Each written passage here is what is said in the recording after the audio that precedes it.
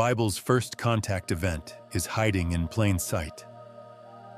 What if one of the most detailed accounts of a first contact event isn't in a modern blockbuster, but in a sacred text nearly 3,000 years old? Think about it.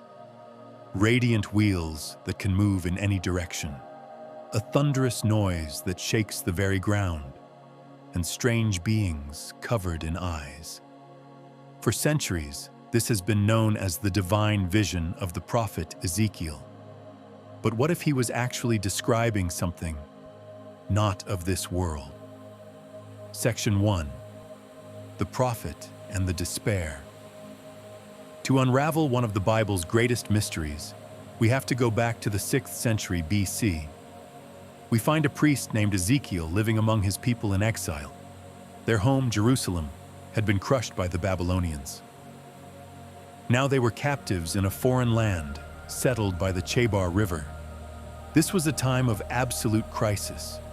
Their temple was gone, their kingdom was lost, and many felt abandoned by their God. They were questioning everything, and it's right there, in that moment of profound desperation, that Ezekiel has an experience that people would debate for millennia. He wasn't looking for a vision. He was just by the river when, as he puts it, the heavens were opened, and he saw visions of God. But the way he describes it is far more concrete and mechanical than a simple dream. He isn't just passing on a story. He speaks like a direct eyewitness, starting his account with 4 simple words. I looked, and I saw. Section 2. The Storm and the Creatures. Ezekiel's account doesn't start with a whisper. It starts with a storm. He writes of a windstorm coming from the north, a massive cloud flashing with lightning, surrounded by a brilliant light. And at the center of it all, he sees something that looks like glowing metal. Let's just pause on that description for a second. A windstorm, a great cloud, flashing lights, and glowing metal coming down from the sky. To you and me, that sounds less like a weather report and more like a vehicle making one heck of an entrance. And then, out of this fiery cloud, come the beings. Ezekiel calls them 4 living creatures. He says they had the likeness of a man, but that's where anything normal ends. Each creature had 4 faces, a man, a lion, an ox, and an eagle. They had 4 wings, human-like hands under their wings, and their legs were straight, with feet like a calf's that gleamed like burnished bronze. The traditional theological view sees these as powerful symbols of God's dominion over everything. Humanity, wild animals, domesticated animals, and birds. These creatures are identified as cherubim, the angelic guardians of God's throne. But let's look at this through a different lens. What if Ezekiel, a man with no words for robotics or advanced machinery, was simply trying to describe something utterly alien and tangible? Beings with a human-like frame, but with multiple faces, wings, and legs of polished metal, all moving in perfect, lightning-fast sync. Are these just symbols, or was he documenting biomechanical drones or beings in high-tech suits? Section 3. The Wheels Within Wheels. This is where the account gets even stranger, and it's a detail that has captivated researchers for decades. Beside each of the 4 creatures, there was a wheel on the ground.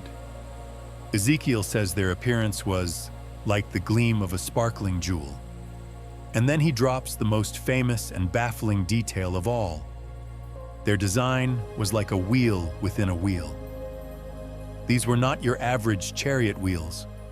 He writes that their rims were high and terrifying, and they were full of eyes all around.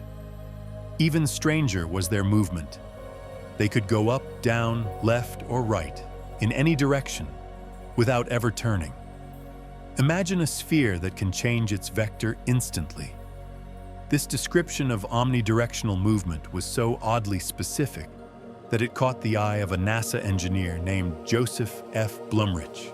In the 1970s, Blumrich, who was chief of NASA's Systems Layout Branch, set out to debunk the growing theory that Ezekiel had seen a spacecraft. He wanted to prove, from an engineering perspective, that it was all just a metaphor. But as he dug into Ezekiel's meticulous first-person account, something remarkable happened. He concluded that the text wasn't just describing a real vehicle, but a technologically sophisticated one. Blumrich even patented his own design for an omnidirectional wheel based on Ezekiel's wheel within a wheel. The NASA engineer who tried to disprove the theory ended up becoming one of its most vocal proponents. We're just scratching the surface here, and already the line between a divine vision and a technological encounter is getting blurry. We have a NASA engineer patenting a design based on a 2,600-year-old text. So what's your take? Divine chariot or alien landing craft? Let me know in the comments below. And if you're finding this mystery as fascinating as I do, make sure to subscribe so you don't miss what's next. Section 4. The Sound and the Throne. As the creatures and their wheels moved, Ezekiel heard a sound. He struggled to find words for its power, calling it like the roar of rushing waters, like the voice of the Almighty, like the tumult of an army. It was an overwhelming, thunderous noise, the kind of sound we might associate with the roar of a jet engine or a rocket launch today.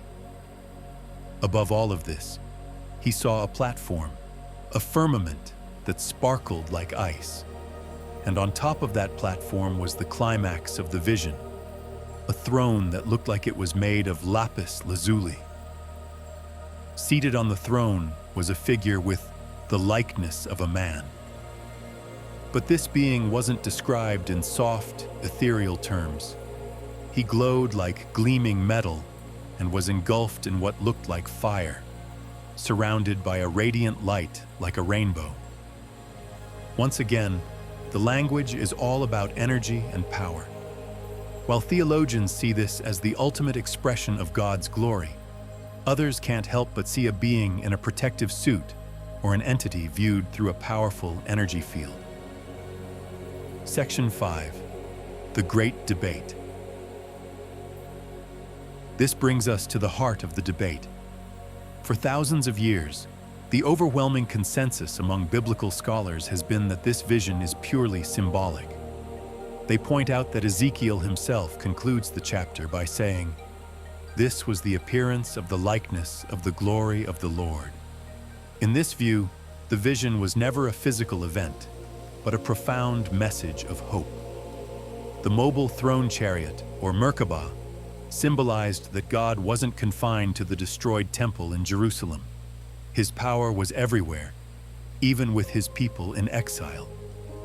The wheels full of eyes represented his omniscience, that he sees and knows everything. It's a powerful and coherent theological explanation. However, the ancient astronaut theory offers a different, more literal reading. It doesn't necessarily deny a spiritual element, but it asks one critical question. If a technologically advanced, non-human intelligence visited an ancient priest, how on earth would he describe it? He wouldn't have words for spaceship, robot, or energy field. He'd have to use the vocabulary he had. The language of chariots, thrones, angels, and the glory of God. In this interpretation, the great cloud is the landing craft. The living creatures are its robotic escorts. The wheels are its propulsion system. The eyes are sensors, and the glowing figure on the throne is the pilot. This theory suggests that we shouldn't dismiss the mechanical details as poetry, but rather see them as the most precise description an ancient man could possibly give of a high-tech encounter.